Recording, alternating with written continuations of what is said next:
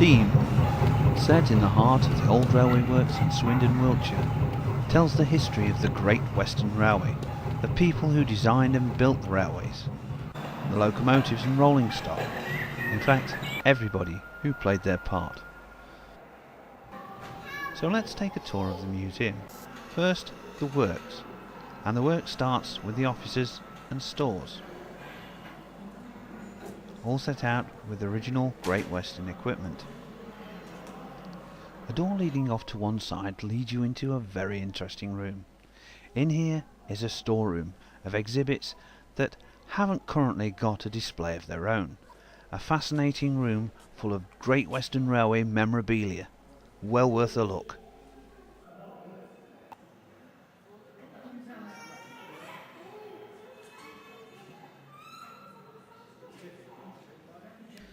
After a fair while in the memorabilia store, and even having a look at some plaques off the side of locomotives, dare I say off Type 52 Western diesel hydraulics, a couple of those, we go into the casting shop, or a setup of it. Here sand castings were made for various cast iron parts, not just for locomotives but also for station furniture as well, and anything else that needed to be made out of cast iron, including even pieces for stations. Further round, and it's the carriage workshops. In these workshops the famous chock and cream carriages were made by the various craftsmen. It was amazing how many trades there were contained within the Swindon works. Further round and into one of the machine shops. Here we can see one of the drive shafts that drove the various machinery, the milling machines, the lathes, the drills that would have been used to finish the cast iron parts.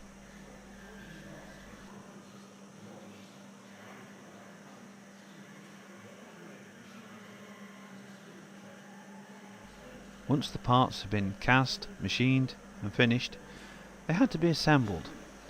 The assembly of locomotives is depicted at Steam at a time of the Second World War, when women had been drafted in to replace the men in the building of the locomotives.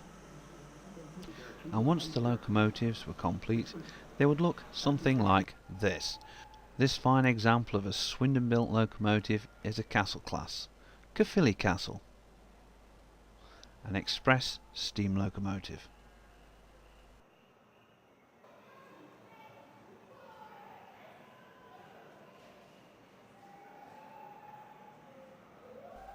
Moving on from the Caerphilly Castle, we go to an area of the museum dedicated to the building of the railways, Brunel and his broad gauge railways, which were phased out by 1892. The navvies who actually built the railways, the bridges, the viaducts, using only basic equipment. There's even a simulator. Try your hand at driving a steam locomotive. This actually isn't it. One of the most famous locomotives to be seen at Steam is of course the Evening Star, which up until recently was the last mainline steam locomotive built for British Railways. However, this has now been surpassed by Tornado.